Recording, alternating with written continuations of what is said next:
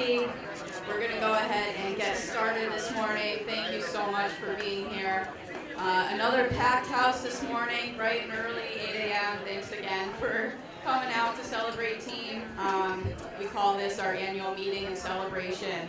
Emphasis on the celebration, because we all have enough meetings in our lives. Again, thank you for being here. What we're doing today is celebrating the work of team over the past 12 months, looking ahead to the next 12 months, but mostly celebrating all of you.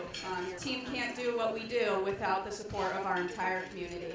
So really, we hope you feel our appreciation for all that you do in contributing to the work of team.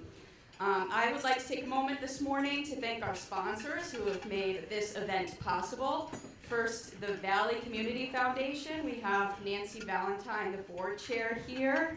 Hi, Nancy. We'd like to thank the Valley Community Foundation. They've been a strong, consistent supporter of team.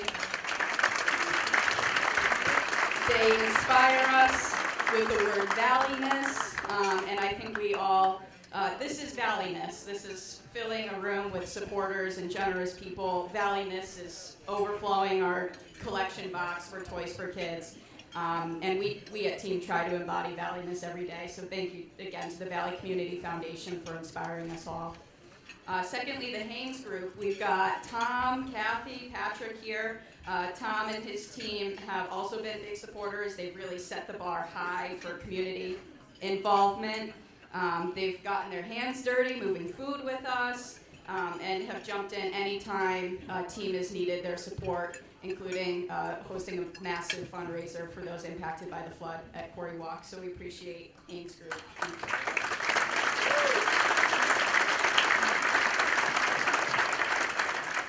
And a quick shout out to Jones Family Farms. They're in the midst of pumpkin season right now, so they can't be with us. They received Team's President's Award last year. This year they donated mini pumpkins and gourds that you see in the middle of your tables. They've also helped us move food. They've donated Christmas trees to those in need, and have done so much for this community very quietly. So we like to take every opportunity just to sing their praises and thank Jones Family Farms for all that they do.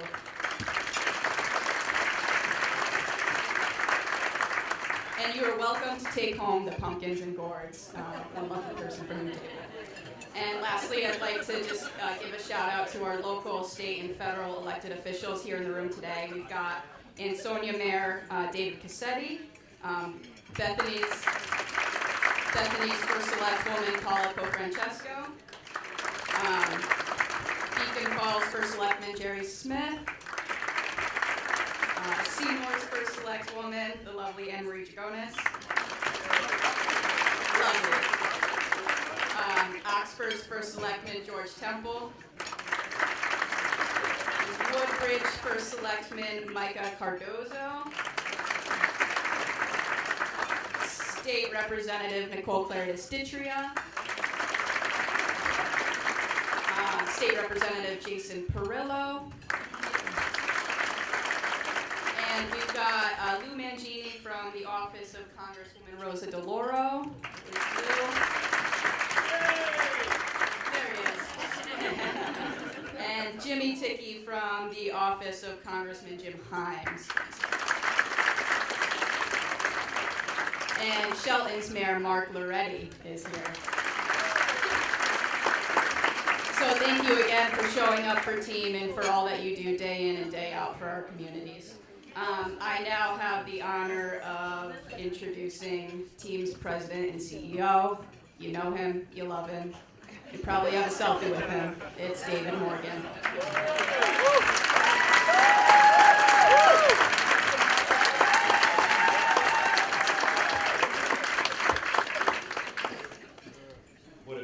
What a great start. I heard the lovely First Selectwoman Anne Marie, and then I got love too, so we should just call for an adjournment right now. And you know what, may I be so bold, I'd be remiss not to point out what an exemplar of public leadership when the horrors of the flooding landed down on the state of Connecticut. First Selectwoman Anne Marie Jagonis, you are an exemplar of public leadership, of civic engagement, resident to resident, business to business. all of us at Team are so proud to call you one of our own, and we would follow you anywhere, so thank you.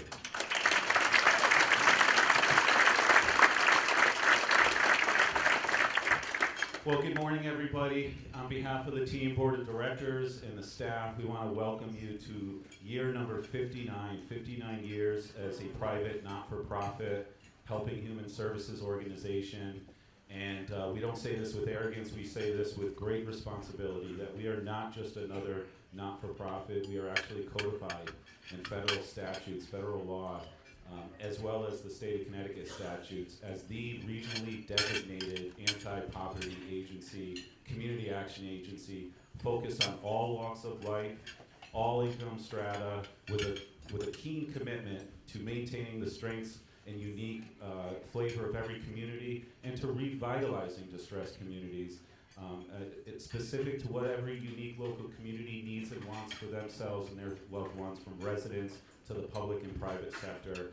And I would also be so bold to say that it is not just the board and the staff, but you are all a piece of Team.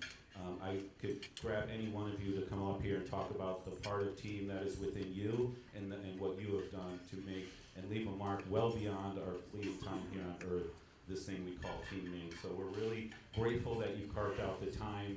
We know time is not on anybody's side these days. It seems to go fast and furious day by day, and so we don't take it lightly that you've carved out this time to kind of love out loud together on the work of Team over the last 12 months. One of our traditions that we do each gathering each year is we like to dedicate the convening to those that we've lost and to those that are still with us in this world. And so,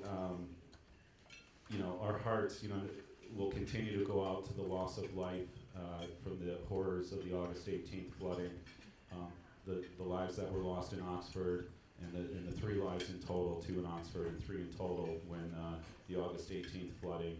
And our hearts and minds continue to be with them and their families. And so we would like to ask for a brief moment of silence in their memory.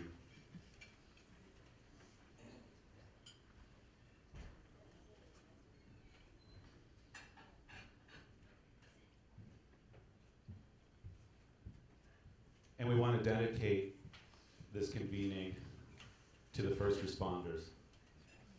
I believe Reverend Tricia Paisley from Seymour is in the audience, and I don't think she would disagree with me when I say there's nothing closer to God on earth than our first responders, and to see the hundreds of lives that were saved during that time in August 18th and August 19th, and to see the days and weeks, and we're only 60 days since that weather disaster, and we think about the emotional and physical toll of our first responders from throughout Team's region that not only saved lives on those days, but continue to put the pieces together day by day, and how much time they spent away from their loved ones, their own livelihood, and their own selves. And so we salute you, and we dedicate this gathering to all first responders.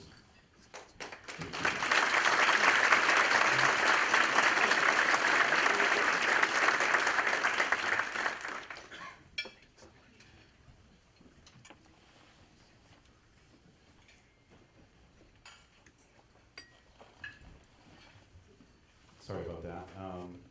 I also think about, I'd be remiss not to point out, the theme of this was convergence for good, and there's kind of 2 by chance moments here. Many months before the flood impact, we had identified our awardee this morning, which happens to be an exemplar of first response, and that's Echo Hose Ambulance based in Shelton. And then, I'm sorry, I lost my train of thought there. What I'm trying to say is the amount of moving parts and the amount of donors that are in this room, and the amount of compassionate generosity that people heard the trumpets when we started flood relief response on day 1. We knew the communities, our own backyards, Oxford, Seymour, have been a part of Team for 59 years, and when those horrors slammed down, we knew immediately, when we couldn't to get to almost every home in Oxford the very next morning, delivering meals to older adults and elderly residing in Oxford. Oxford alone team each year helps over 500 residents. The priority has been, the big three would be housing assistance, heating assistance, and then Meals on Wheels and safety checks to older adults, frail, homebound, elderly.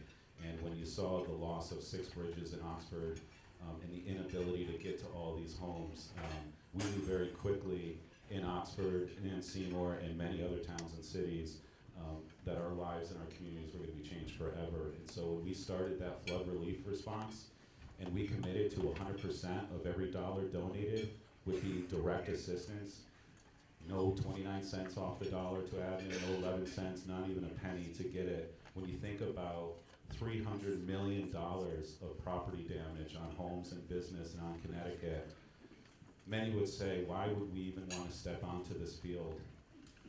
And my answer to you is, we've seen more than 140 homes that we've helped with your generosity, more than 400 individuals from all walks of life. We've seen veterans impacted by the flood, individuals with disability, families with young children who have to walk through the woods every day because it looks like a meteor took out their driveway, and there was no other essential way for them to get in and out of their home. And they needed to maintain their employment and their livelihood, and they're taking their infant and toddler through the woods to continue to get them to care, to child care, and to go to work every day. I think of an older adult woman in Oxford living by herself who had just lost her husband to natural causes 6 months before the flood, wheelchair bound, needing cancer treatments, and losing her husband 6 months earlier and losing half of her entire premise and property. And I think about those are the reasons why we stepped on that field. And we are so grateful to all of you in this room and many others who have given so much of this to the team engine of work, and the amount of work the team staff have poured into this to make a meaningful difference. In about 45 days, we've moved more than $650,000 in direct assistance into the front line of flood survivors.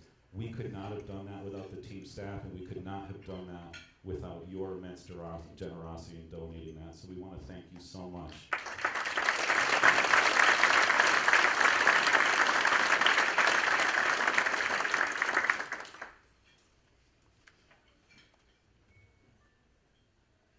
Again, I said by chance, and I think the universe speaks to us in many different ways. I want to shine the light on Echo Hose Ambulance Corps that is receiving the President's Award this morning. They just recently celebrated 75 years as a nonprofit and as a change agent in Shelton and in the Valley. And they have been the nexus of what we call Teen Toys for Kids, which has been a hallmark in this region since 1982. And over the last 7 years, they have been the toy store for the entire Teen Toys for Kids engine. When I say a toy store, imagine walking into Echo Hose Ambulance and Training Center and families from all walks of life actually getting to shop for their toys. I say this with love, not with criticism. For Christy and I, I'm in a very blessed and privileged point in my life, but there was a time where I had to go to get some toys, and I would get a black garbage bag of stuff. And at one point, Christy and I, our kids were 3, 2, and newborn. I was hoping there was some diaper stuff in that black garbage bag. No, I figured out what happened. After the third one, I figured out what was happening.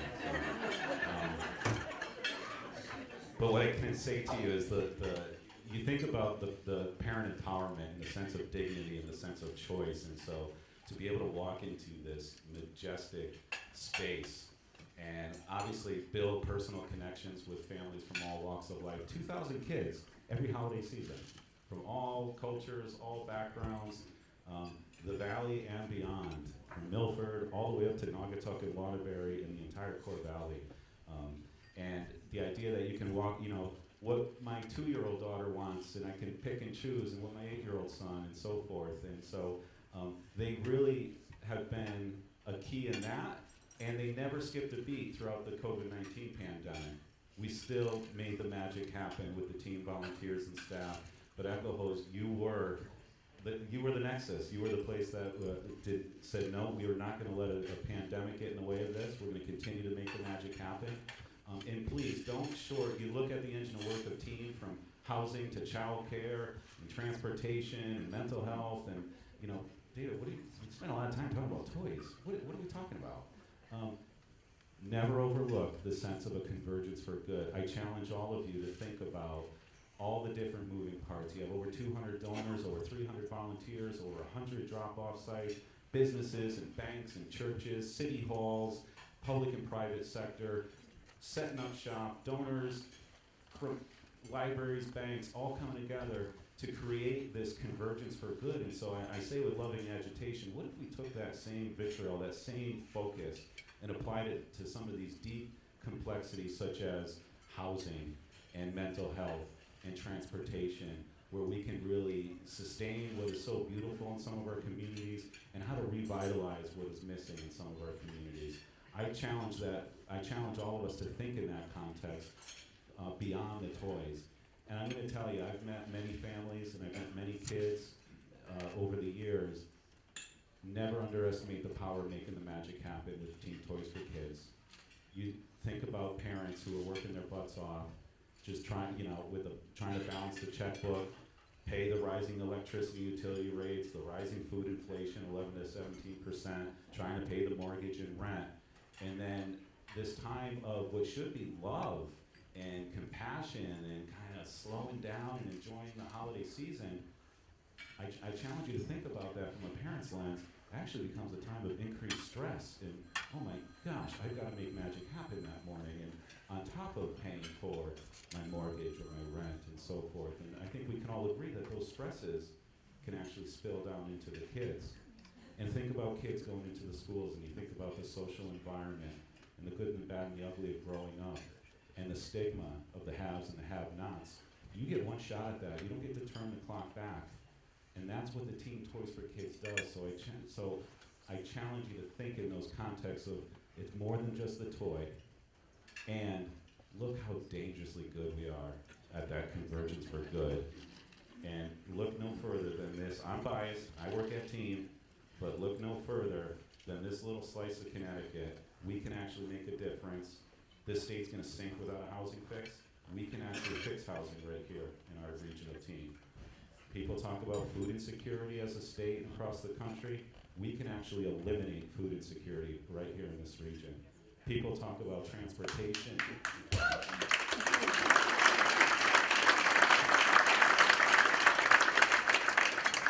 So you, Echo Hose, training tomorrow's heroes, our first responders, working directly with teen customers, pursuing training and education and gainful employment.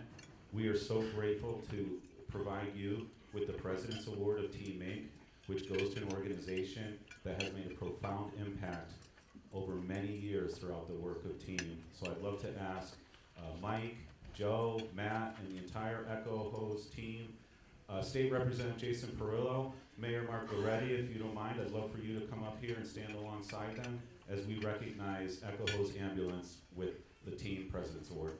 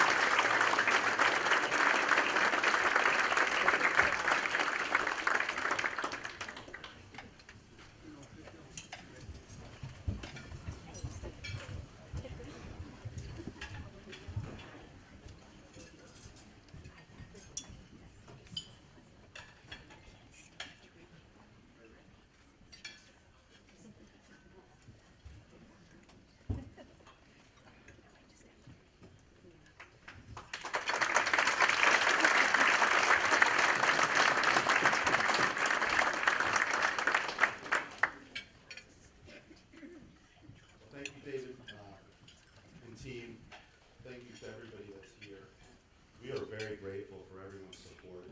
For the last 75 years, Echo Hose Ambulance has been serving Shelton in the Valley community, but we couldn't do it alone. We've had so much support along the way. Let us thank our fellow first responders from the Valley, Tommy Leonard, Chief Leonard, and good to see you over there. We have a close connection with her as we celebrate 75 years together serving the Valley.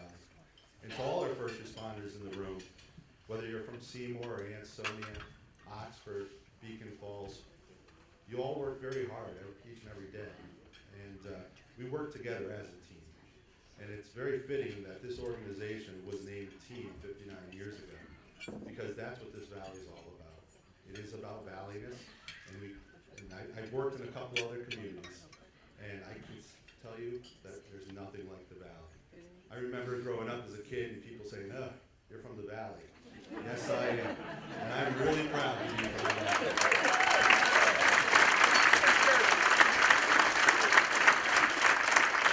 This is one of the best places in this country, and I just want to say how grateful I am to work with some of the most amazing people out there.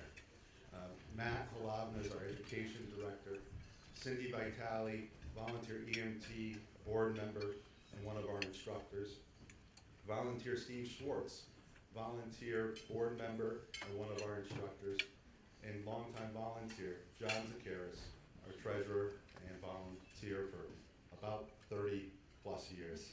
And I started at Echo Hose Ambulance 31 years ago. My mother, Doreen, would be waiting up at night as I'd be out on the ambulance till sometimes 1, 2 o'clock in the morning.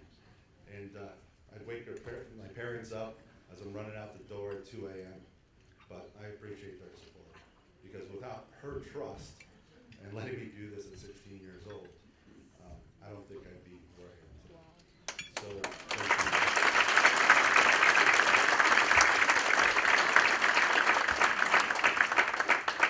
One of the best things that I've seen over the years is what Team does for our Valley.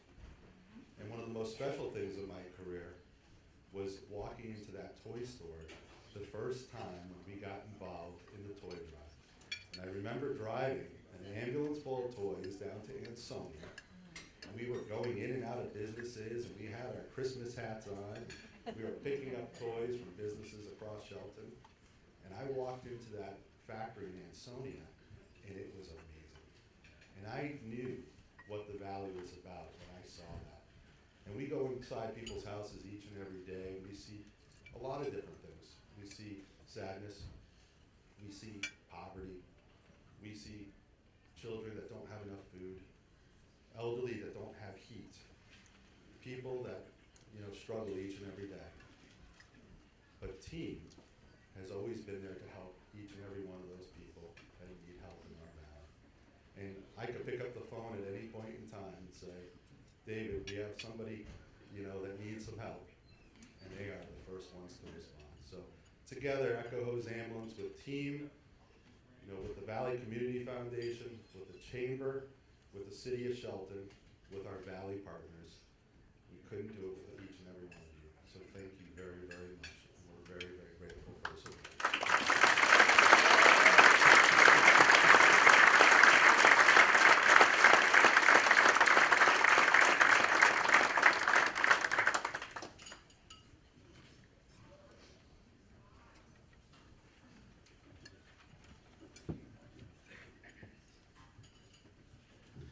I also want to welcome State Representative Kara Rochelle, who has joined us. There she is over there. Thank you.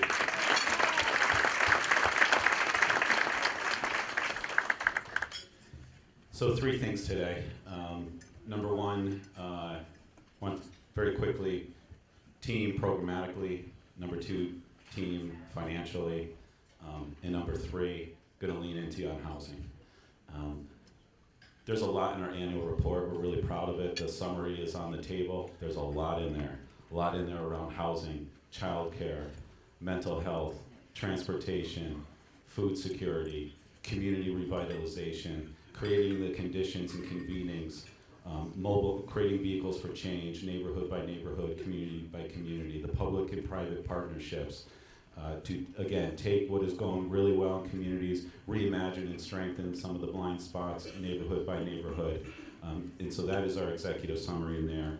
And I would keep you till 12 o'clock, not lunch, midnight, if I tried to go through all of that. So I'm going to spare you from all of that. But please indulge me on one thing. Give a big round of applause for the core to the work of Team Inc., and that's the staff. Just please give them a round of applause.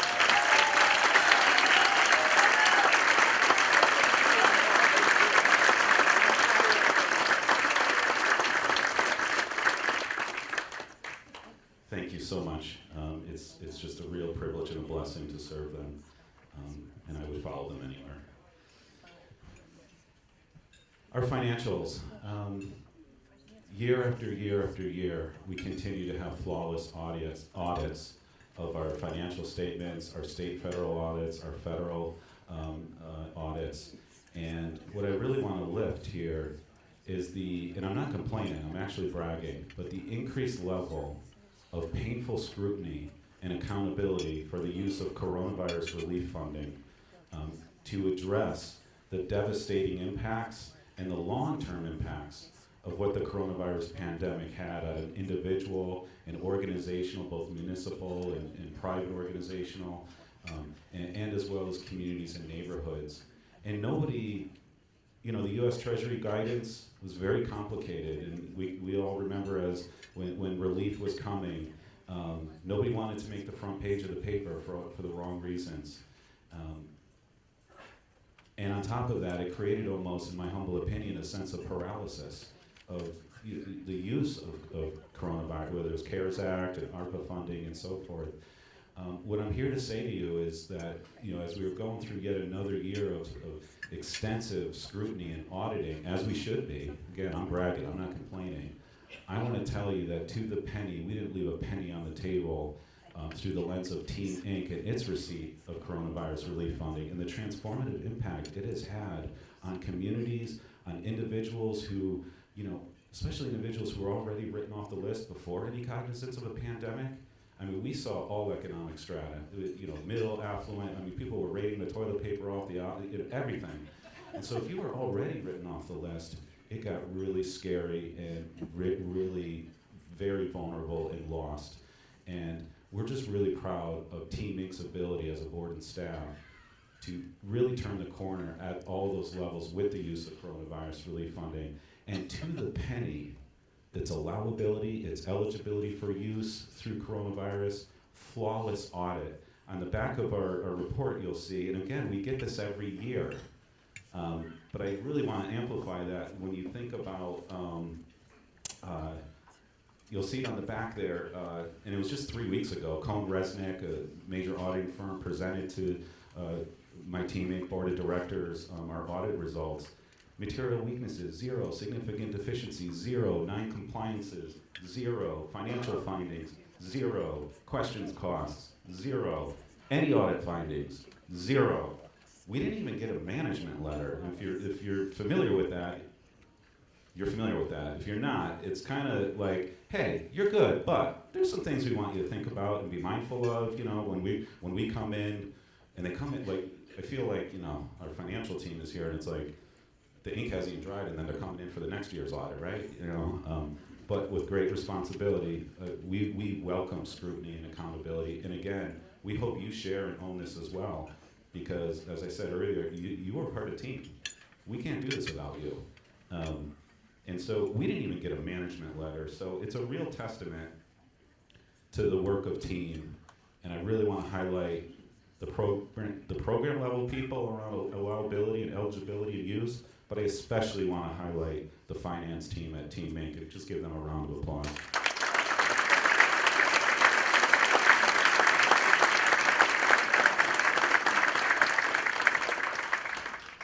Program finance, last thing, housing.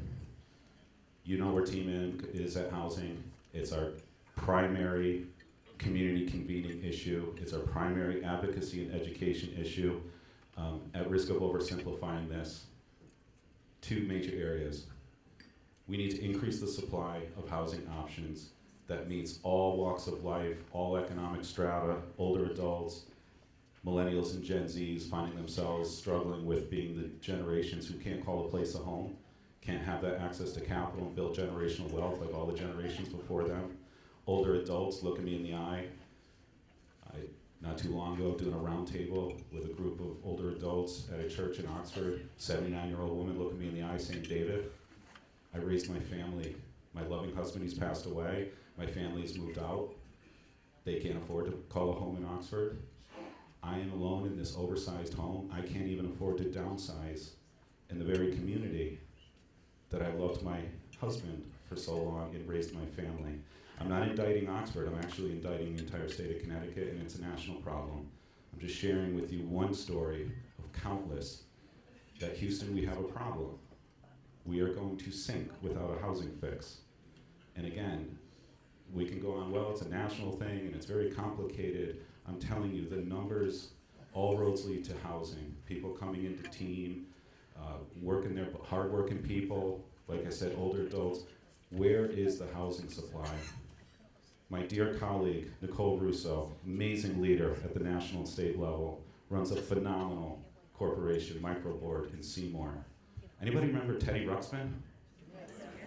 Okay, that little cute little speaker inside his little teddy bear, that came from Microboard in Seymour. You know what they do today? They do contracts with the U.S. Department of Defense. They keep our country safe. They keep our world safe. They do things that they can't even talk about. That is one of countless manufacturers who cannot attract a labor force because of the rising cost of a place to live. Don't we want to house our manufacturers? Don't we want to house our first responders, working 2 or 3 jobs just to afford the mortgage and rent? Don't we want to house our home care visitors? Don't we want to house our hospital and healthcare workers? The largest employers in this region, I believe they're in this room, Griffin Health Services. Don't we want to house our child care workers? Don't we want to house our school district workers? I know there's a couple of superintendents in here doing God's work, screaming for where's the housing supply. Teachers coming fresh out, making $48,000 to $58,000 a year, and they can't find a place to call home. Anywhere. We need to address the housing supply. Number one, we need to increase supply. And number two, we need to increase sensitivity and understanding to what we're actually talking about. And we're dealing with decades and decades of misunderstanding and stigmatized thinking when we say the word affordable housing. Okay, the light stayed on, that's good. We have a responsibility to house our workforce. I'm inspired by the business community, the Milford Chamber, the Greater Valley Chamber, a lot of business owners in here saying, I need workers. Our retail and hospitality workers, don't we want to house them? So we're really excited. And before I do that, I'm sorry, I went off there a little bit, forgive me. But you know why I'm really excited. I'm going to speak a little bit about Mr. David Kooris. What I wanted to do is introduce somebody. She's going to very briefly share her story, and her name's Denisa.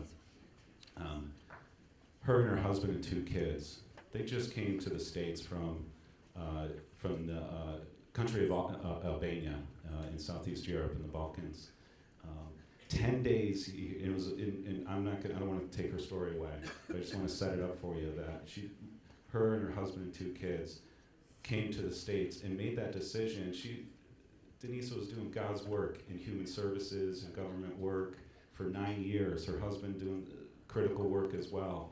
And the uncertainty of deciding to come to the States and to start a new chapter.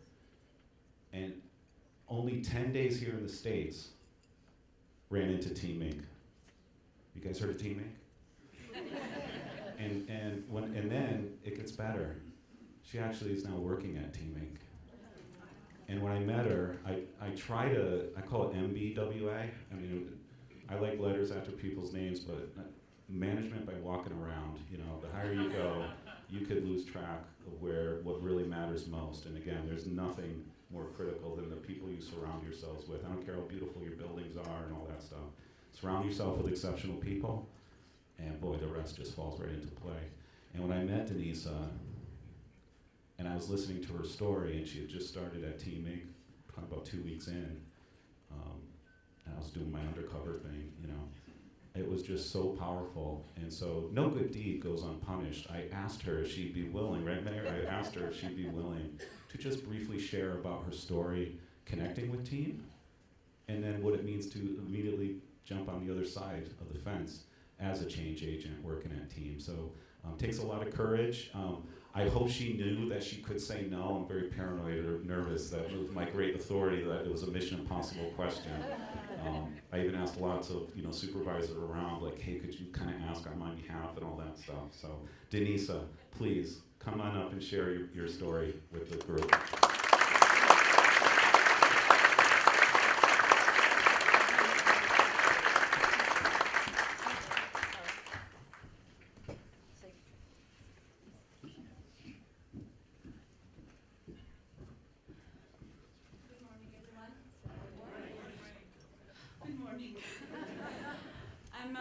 I'm glad to be here with you today and to share how Team Inc. impacted my life in 10 days. A year ago, one of my coworkers in Albania asked me, Denisa, why are you leaving so early? We need you here. And then I answered, maybe there are people who might need me. So I left. I left my home country. I left a 9-year career in local government, and my husband is an attorney. And I left my country with 2 little kids, 7 and 3-year-old. I wasn't sure if I destroyed their childhood dreams or if me and my husband were building new dreams for them. And after 10 days staying in the United States, with a notebook in my hand, I have listed all the steps, how to integrate myself and my family in a new country, with a new culture, diversity culture.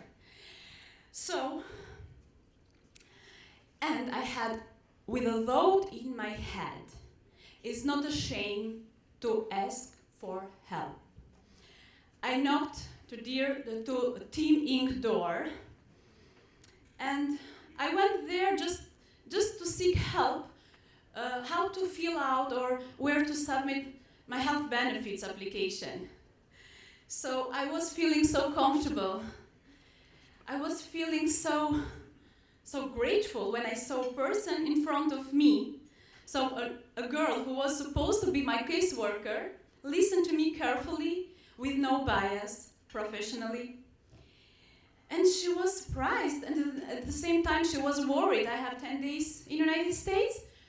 Do I have housing? Do I have food? If I had food? She asked me a lot of questions. Do you have housing? Do you have food? How are your kids feeling here? Do they like it?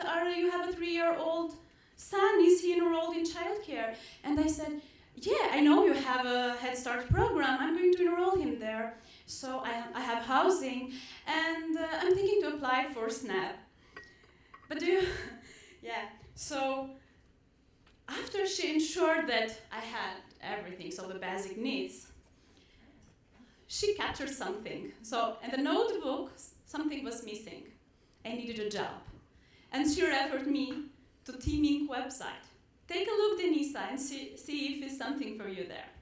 So I applied, and I had to deal with almost 2 hours panel interview. So it was unbelievable. In less than a month being here, I got a job. And I was happy, but at the same time I was scared because unsure if I could make it.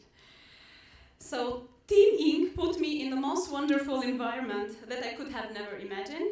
It started to feel all my emptiness and answers to all my questions, because I left my country with a lot of emptiness, a lot of answers. Where am I going? What I'm doing? So I didn't know nothing. Where? So, but this wasn't just a job. It wasn't just a job to pay taxes and bills. So it was a reflection which changed my life. It was a healing of the spirit. Being active, working, and knowing the community, Valley community. knowing the culture, address their needs, and empowering this community through support services, opportunities, making them understand that they have all the ability to move forward, was a reflection about our mission in this life, for what we are here, what are the most important things in the life. Was a moment when I really believed that what you do today will return to you tomorrow. I had been working with 100 families in my home country, and now I'm serving the Valley community. So do not hesitate to be kind, to ask for help, because asking for help is not to give up. And this is my message that I transmit every day through my work with the families I work with. Thank you, Team Inc. Do not close the door to me, and I'm proud to be part of you, an amazing staff who is working every day with dignity, integrity, showing respect, and doing an excellent job in ensuring that all the conditions of poverty are being addressed and not remaining in the blank papers. In October 17th, 2023, I left Albania. So at the time, I was flying to land in the United States. So at that time, a part of my life was about to die, but Team Inc. brought me to life. So thank you. My heart right now is filling with a lot of joy and the feeling that I belong to this community. Thank you, Team Inc. Thank you to all of you, because together we can help, we can support, and we can encourage all the people in the most difficult moments of their life. Thank you.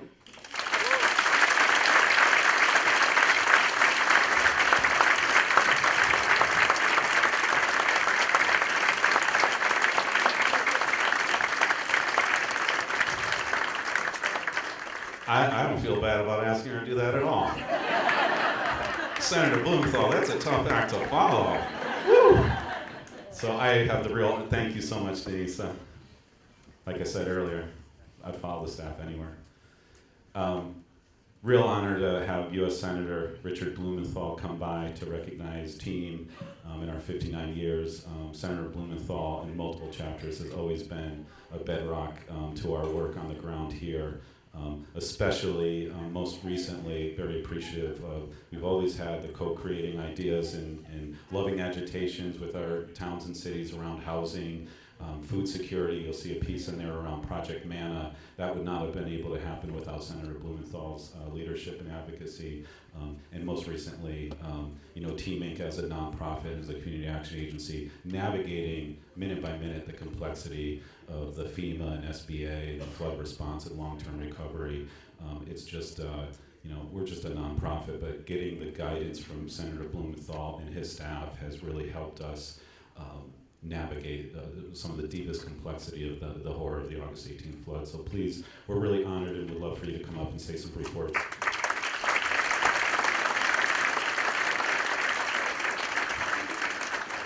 Thank you so much, David, for that really kind introduction, and thank you to you and your team. Thank you to David Kooris for being here today and talking about housing. Denise, I am reluctant to try to follow that wonderful presentation, very inspiring remarks, but I think they embody the spirit of Team Inc., which is, as we used to say, and I think still do in sports, there's no I in team. It is really about working together, and at a time when public life seems so filled with division and disagreement, some of it nasty at times in our political world, the community that is really embodied in this room is so inspiring and important. And I think overriding all of those different issues, whether it's healthcare, food insecurity, housing, is the idea of community. People treasure it. They hunger for it now more than ever. And the bipartisan, non-political spirit of giving back that you express by being here and by the great work that you all do together is so very important to our state and to our country. On the issue of flood recovery, I just want to thank Team Inc. for all that you're doing on the ground. I have been all around the areas, in fact, all around the state of Connecticut in recent weeks and months. Most recently yesterday in Southbury and Oxford. Route 34 is now open again. FEMA has distributed $7 million to rebuild homes and businesses. SBA, $1.4 million. They're running out of money. SBA is already out of money. And FEMA is, in effect, running on fumes. So the work of nonprofits and local governments that are represented here and that Team Inc. reflects is indeed critical, and you have been there on the ground in the trenches. I've seen many of you there, and Team Inc. has contributed in ways that are just magnificent. On housing, this has become a major priority. People are awakening to the fact that we've allowed our housing stock to deteriorate. A lot of it has to be rebuilt, just as we need to rebuild from the storm, but we need to do it in different ways, and it has to be more resilient. I'm going from here literally to Simsbury, where I will announce a congressionally dedicated funding, otherwise known as an earmark, for the Simsbury Housing Authority to rebuild 10 of its units with new windows and install new showers and tubs. The windows are going to make those structures more resilient, fortify them against the kind of storms, the new normal. We can't rebuild for the old normal. We can't restructure or renovate our housing. We can't build new housing for the old normal. It has to be for the new normal, and it's not only climate change and the new weather events, it's the new challenges of different living conditions, different structures for families, different ways that our society is going to adapt to new economic trends. And that's why the thinking that you're doing through Team Inc. is so important and innovative, creative and important to new eras that we're going to be entering. So I am just very, very grateful to represent you in Washington, to have the kind of action and contributions that you are responsible for doing literally every day. And on this 59th meeting, I look forward to a lot more. The 60th and beyond. It's such a wonderful tradition and history of giving back to your communities and state and bringing people together in a way that inspires them to do more. And thank you for your leadership. Great to be with you today. Keep up the great work. Thanks so much.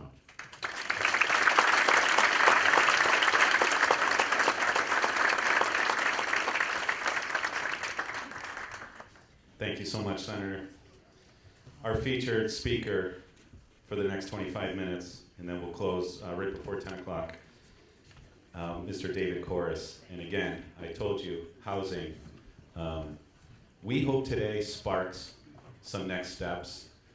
When you think about what David Kooris is bringing from the newly formed Connecticut Municipal Redevelopment Authority, he's going to share a little bit about that, so I won't dive deep into that. But let me say this. Each town and city has its own unique needs and wants, beholden as it should. Its residents, its local councils of governments, from commissions, its workforce, its business community, its leaders, and its residents, and its residents, and its residents. And that prescription looks and feels different based on those needs and wants town by town.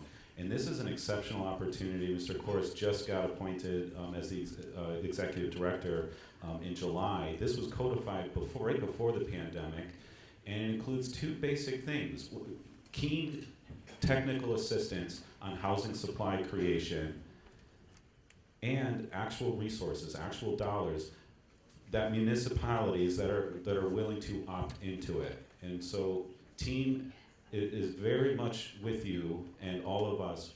We don't need Hartford telling Oxford what Oxford needs. We don't need Hartford coming in telling what Ansonia wants. We don't need Hartford coming in telling Beacon Falls or Seymour or Woodbridge. It's going to be built and co-created from within the town of Woodbridge, from within the town of Beacon Falls.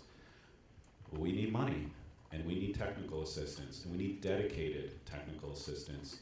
And I am really honored to re-welcome back Mr. David Kooris, because many will remember he was our featured speaker during our first inaugural team housing forum at then the Villa Bianca in Seymour. We brought 300 people together from Milford all the way up to Beacon Falls, close to 300 people on housing solutions. That was 40 days before the pandemic realities crashed down. We stay focused at Team Inc. We stay very focused. So again, I think the universe works in beautiful ways, and it is a real honor for me. So I hope today, my challenge to you, and especially our elected officials and residents specific to those towns and cities, is that you invite and reach out to David Kooris for a local conversation within your town and city halls on tell me more. This, and especially when you think about transit-oriented housing development. And boy, are we in a beautiful spot of this slice of Connecticut. And so we should be coming out of the gate running fast and furious on this exceptional opportunity that is right before all of these communities in Teams region. So without further ado, I want to welcome Mr. David Kooris.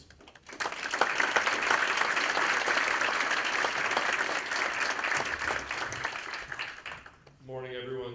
Thank you so much, David. And I just want to note, first and foremost, David reached out, I think maybe my first or second day to make sure that I had this on my calendar early. And so this is one of the earliest, public kind of pronouncements of what it is that we're going to be offering. And it could not happen in a better place. I do believe very strongly in the opportunities that are presented in the Valley. I'll speak a little bit more about that in detail, but I very much welcome the opportunity to be here, to hear all the great work that team's been doing, to be able to come back after a 5-year break or so, and hopefully you'll see some partnership potential in what we, with the governor's guidance and leadership, are going to be bringing to municipalities throughout the state. I'll tell you a little bit about myself. I'm not going to go into great detail by any means, but I do think there are a couple points in my biography that might be particularly interesting, kind of given everything we've talked about today and some of the challenges that the Valley has faced historically and most recently. I'll talk a little bit about some of the larger lessons that I've learned throughout my professional career and what I'll be bringing to this new position.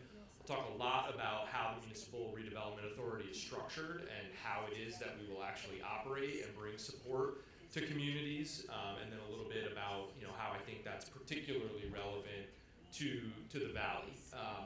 So I've had a 20-plus year career in urban planning, city and regional government. I think a couple things to note that are of interest is I've continually oscillated between local and something larger, be it state and regional. I started my career at a regional urban planning think tank, advocacy organization, and technical support entity that covered New York, New Jersey, and Connecticut, so big regional scale.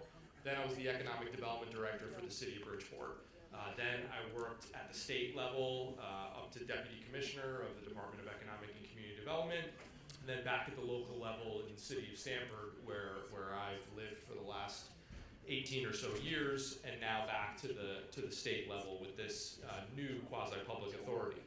A couple things, though, throughout that tenure that I think are particularly relevant, because most of my work is long range, right? I work with communities, neighborhoods, governmental entities around 20, 30, 40, 50-year strategies, trying to understand the trends that we're facing, the opportunities and the challenges that will confront us. And without certainty in the future, what are the decisions that we can make today that are most resilient for the change that we will face, that best position us for the path that we want to be on, and mitigate us against some of the uncertainty and the risk that is inevitable.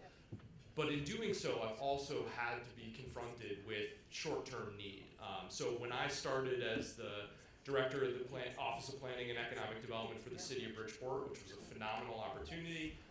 It was the city I was born in. I grew up in Fairfield, and so being able to roll up my sleeves and engage in a community that I know we have to stop saying this has so much potential, right? We'll know we've made it when we stop talking about these communities' potential, but truly has so much potential.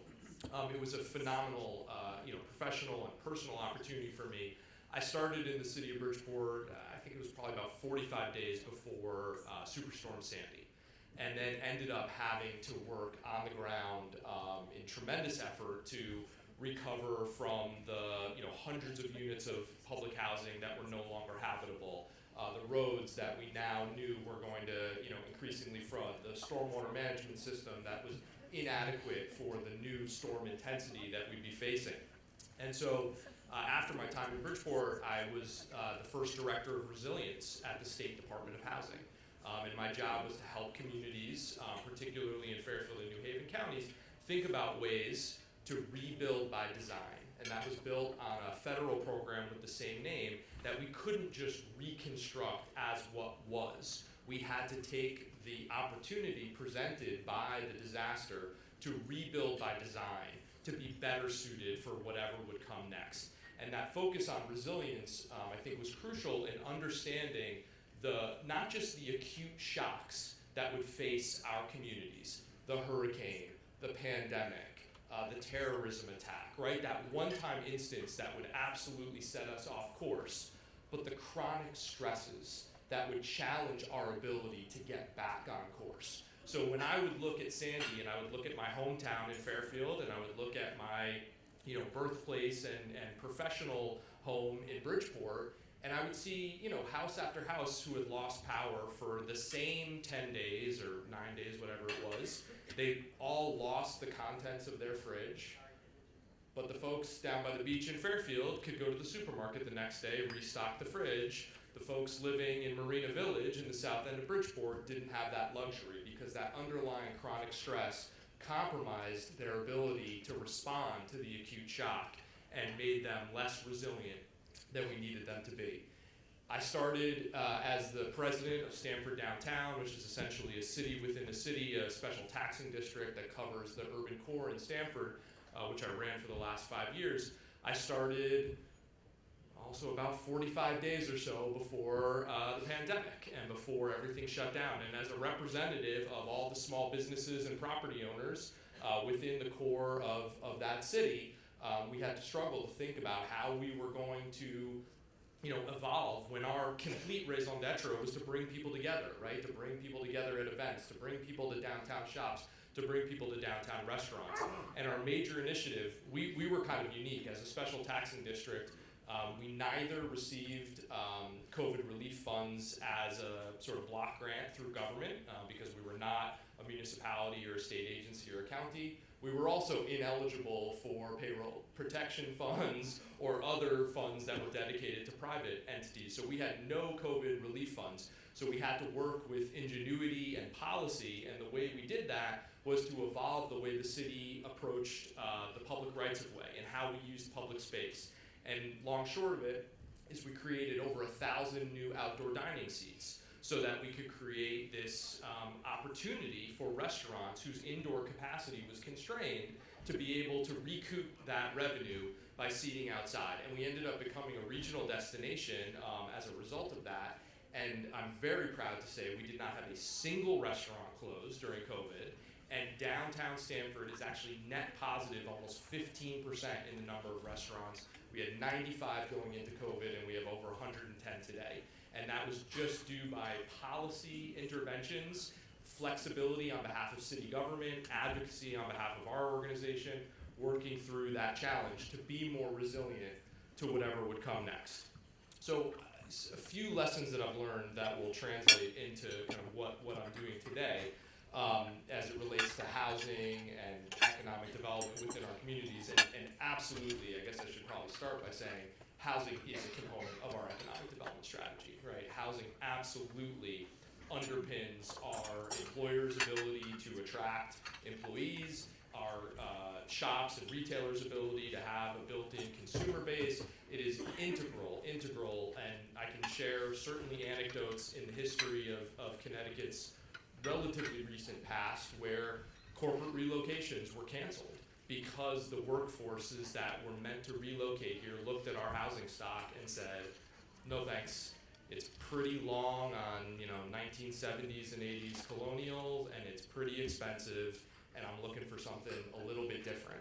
We have not built the diversity of household types that are best positioned, as the senator mentioned, to account for the changing demographics of our country, right? The vast majority of household growth is single-person households.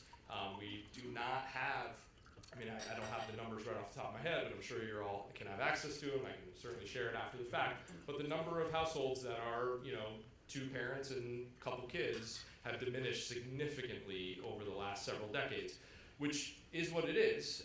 But it means that we have far more household production than we have population growth, and it's households that are demanding a different type of product, not just in terms of the building, physical, number of bedrooms, unit type, townhouses, attached single family, multifamily, etc., but also the kind of neighborhoods that they're located in, right? There is a strong demonstrated preference from the 2 largest demographic cohorts in this country, baby boomers becoming increasingly empty nesters, and millennials and rising young professionals who are looking for places where they can walk to some amenities, right? Where they don't have to rely on a car for every single trip. And that gets to one of the fundamental points, which I think dovetails very well with Team's initiatives. Cost is about the entirety of the cost to your household. Rent or your mortgage is a huge piece of that, usually the biggest piece. Transportation is not a distant second, right? So if you can have a house where you're less reliant or don't need that third or even second automobile, that can free up a lot of income that can be dedicated to housing, to schooling, to savings, to any number of other things. Energy is obviously a fairly distant third, but it's certainly up there.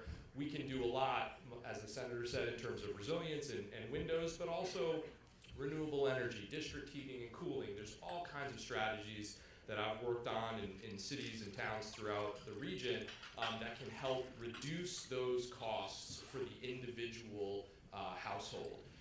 So that's kind of one major lesson learned, and that relationship between infrastructure and housing development, between infrastructure and development, particularly transportation and land use, so that walking is an option for some trips, so that transit is an option for some trips. We are not going to discontinue the use of automobiles within this country, within this region, within this state, but we can certainly be less dependent on them for every single trip. And in doing so, we will reduce our household transportation budget, we'll reduce our carbon emissions and the impact on climate change, and we'll also get a little bit healthier by incorporating, walking and cycling and transit into our daily routine. Something else I think is important to point out, as I've worked, particularly in my time as deputy commissioner with towns and cities throughout the state, I am absolutely certain that there is a critical mass of places that want to grow. They just want to do so in a way that's appropriate for their existing conditions and to meet the needs of their growing and changing population. And so, what I come to this position with, and very much aligned with the objectives and the directives of the governor, is we're going to help those places that want to do what's right do it by giving them the technical capacity, the expertise, and the resources to achieve their objectives. I'm not I'm not one who's going to beat my head against the wall trying to force a community to do what they don't want to do. It's going to take a decade. It's going to be a lot of stress and cost. And at the end of the day, it's not going to result in the magnitude of the impact that we can achieve by partnering and working together. I've been involved in some of the largest public-private partnerships in the state of Connecticut, most recently the State Pier out in New London, which you may have heard about, which is now the premier offshore wind staging hub in all of North America. And it's by working together at the municipal, the state's level, working in conjunction with private sector to identify the opportunities and unlock that capacity where I think we can be most successful. And then finally, in terms of a lesson, I do believe when you add up the cumulative impact of those places that are willing and interested in growing in a way that's responsible for their local conditions, you know, I've done some back of the envelope calculations. If you look at every train station or bus rapid transit area, neighborhood within the state of Connecticut, every major downtown, it adds up to about 1% of the land area of the state of Connecticut. If we do something a little bit different on that 1% of our land area, we can have a dramatic transformation in the way the state functions, and the way the housing market functions, and the way the transportation network functions. So it's not about a broad scale transformation of every aspect of every community. It's very targeted, what some people refer to as urban acupuncture, honing in on those places that are the most localized, that can cumulatively have the greatest collective impact in repositioning the state for the future. So what is the Municipal Redevelopment Authority? We were set up in state law in 2019, as David mentioned. We did not launch because of COVID, a lot of other things going on in the state, obviously, a lot of other priorities at the time. And so the governor finally pulled the board together. I report to a board of 7 commissioners and 9 appointees. And we are tasked with helping communities, large and small, build more housing in their station areas, around trains, around bus rapid transit, and in their downtowns.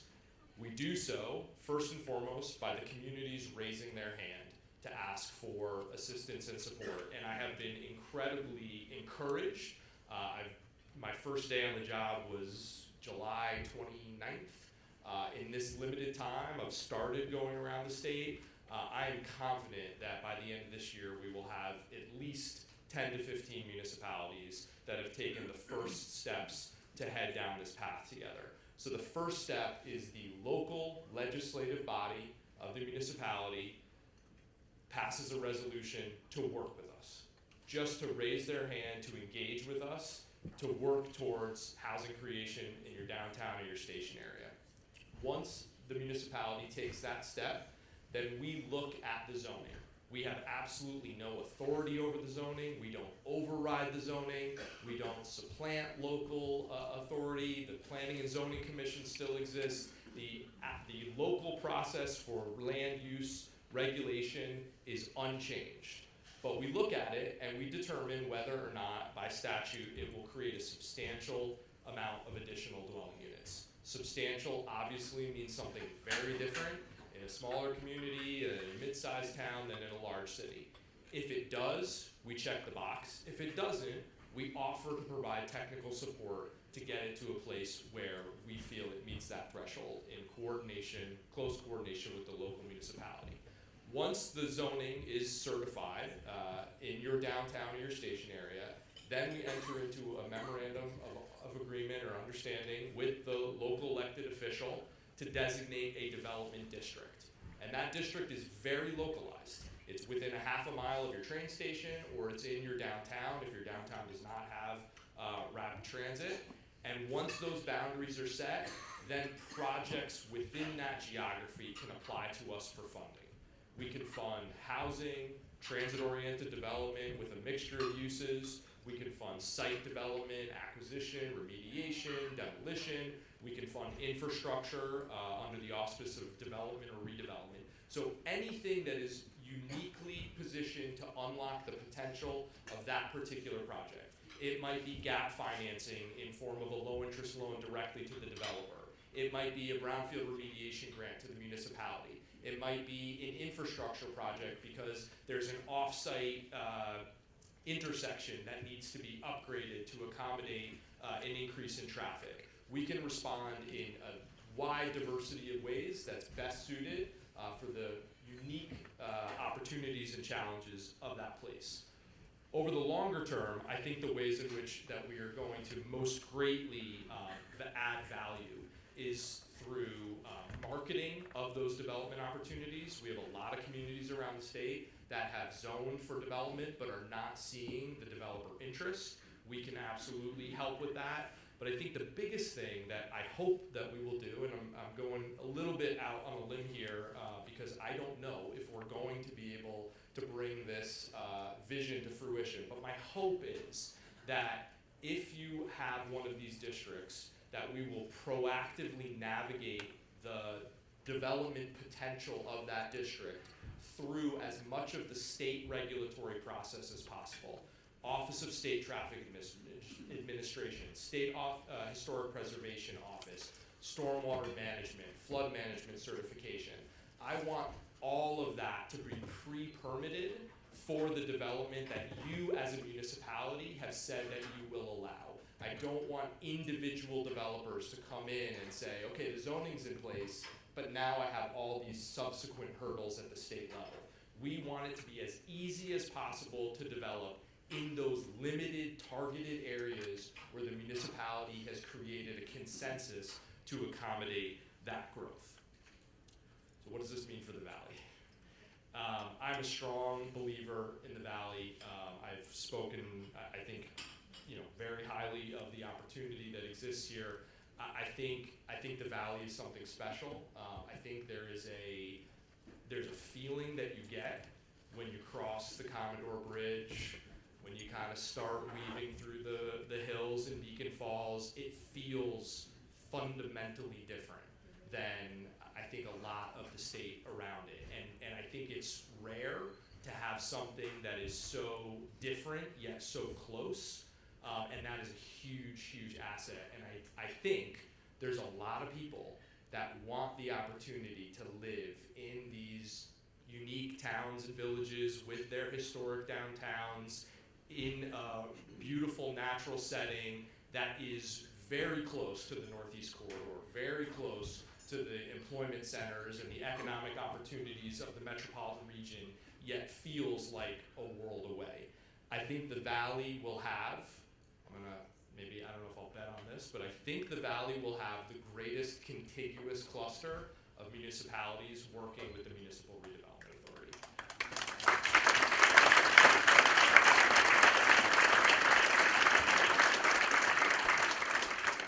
I think that's crucially important for three reasons. One, I have a lot of developer friends that I've worked with throughout the region. They own a lot of units, and I was talking with one recently, and he told me, my units in the Valley have had rent increases higher than other parts of the state because of the greater lack of supply production in the Valley. So it is only cumulatively by having multiple municipalities that we will meet that critical mass that will have enough of an impact on supply to have a positive impact on affordability. Second, you all have a shared piece of infrastructure with the Waterbury Branch. The Waterbury Branch has been an incredible success story. Ridership growth post-pandemic has been unmatched in the rest of the rail system. It's a smaller base, admittedly, but with the introduction of the passing sidings, with the introduction of the signals, there's an opportunity for significant service enhancements. That Naugatuck Valley COG has been a huge advocate for that on the region's behalf and works well to coordinate land use and transportation objectives. By having a coordinated approach to land use within this region, you can make a much stronger case for heightened level of service and investments in that branch line, and going hand in hand, they will dramatically enhance the quality of life and the affordability of the region. And then finally, on the marketing piece, I think if we're able to market the development opportunities within the entire region, we'll have a much better chance of attracting developers that have the capacity and the wherewithal to deliver on the visions that you have created for your homes. So with that, I very much look forward to working with you all. I've been certainly very encouraged by the conversations, albeit initial, that I've had with the chief electeds in your region, and I'm really encouraged about what it means for the Valley and what the Municipal Redevelopment Authority can do to help. Thanks.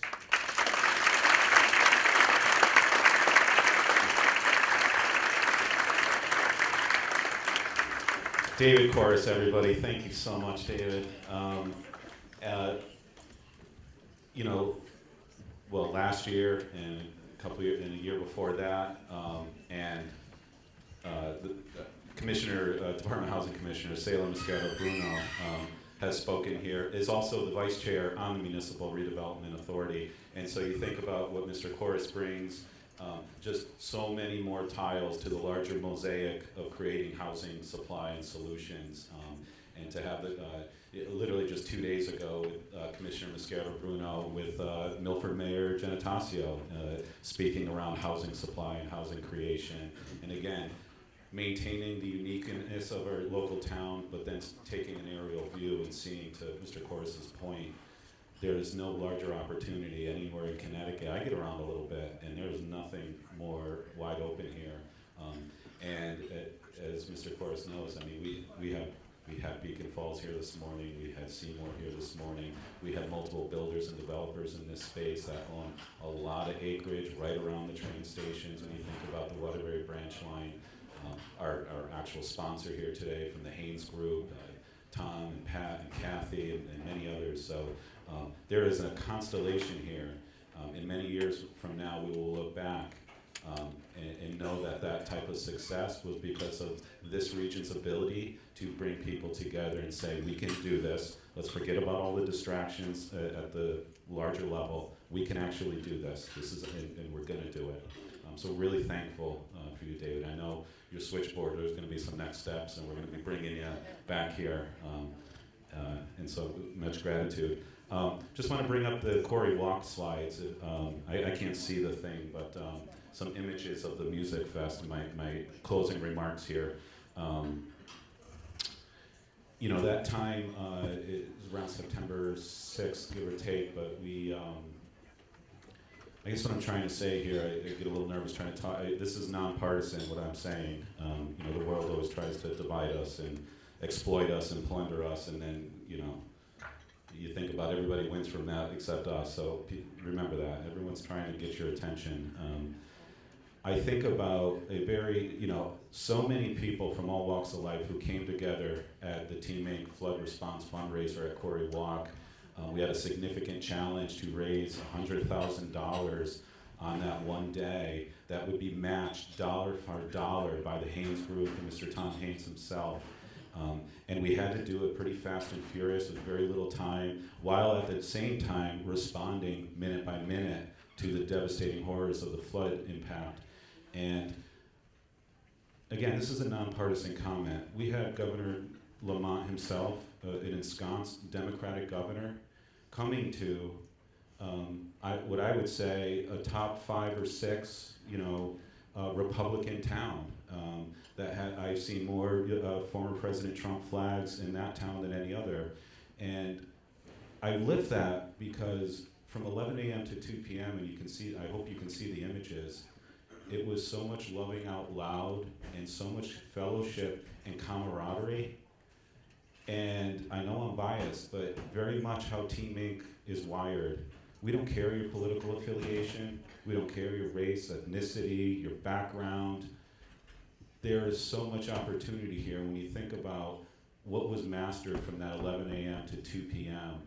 We destroyed the target. We raised close to $130,000 in that one day alone.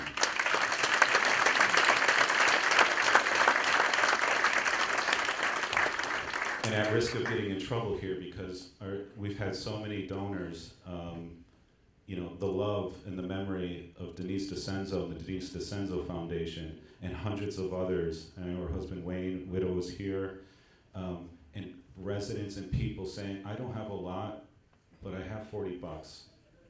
And every $40 helped replace a boiler, helped replace that driveway so that couple and those kids could actually essentially get in and out. And here's the part where I might get in trouble, but the Haynes Group and Haynes Construction, Paul Haynes, and Griffin Health Services, those three alone were the premier largest donors. And Tom Haynes and the Haynes Group was the biggest one of all of them. That has allowed us to get close to $900,000 to date, and we've moved close to $700,000 of that already. You know, we're starting to level out, and so again, just the universe, because when I reached out to Mr. Tom, he doesn't like when I say Mr. Haynes. When I reached out to Mr. Tom Haynes, it was many months before any reality of the flood horror. It was, just asking about, I asked him to speak last year about housing and economic opportunity and gainful employment, and it just made sense when I was leaning into Mr. Kooris that, boy, Haynes Group, I'd love for you to sponsor that this morning. And so I don't know what all that means other than I think the universe and each of us are connected in ways beyond our understanding. And there's no doubt in my mind that we are going to solve right here in our backyard the housing supply in the years ahead because of the people in this room and the hundreds of others who couldn't be here today that are behind Team Make, and our elected officials and the residents and leaders, and what we heard today from Mr. Kooris. So with that, boy, I went off track there. I promise, 1 minute. I just want to go back to, we're like 20 days away from the national election. The sun will rise the next day, and we still have work to do. And I challenge you, I really don't care about your political affiliations and aspirations. The work is still needed to be done that you heard about and we talked about this morning, and we can do this. And so let us remember the Corey walk. Let us remember the loving out loud. Let us remember that we're all walking this path together on strengthening communities and making a meaningful difference through the lens of Team Make and what each of you brings. And with that, kindness. That's the last thing I'm going to say. Whenever possible, great leader I heard say, whenever possible, be kind. And P.S., it's always possible. And Mark Twain said, kindness is the language that the deaf can hear and the blind can see. And with that, we thank you for your time today.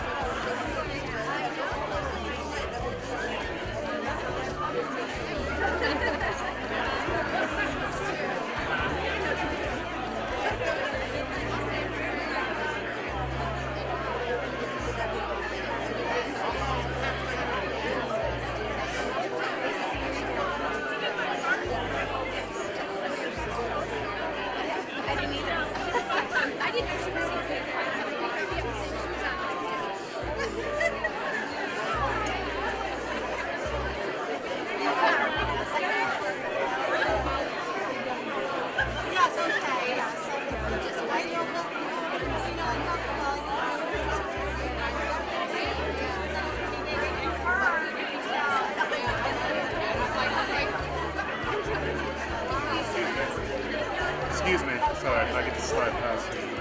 Sorry about that.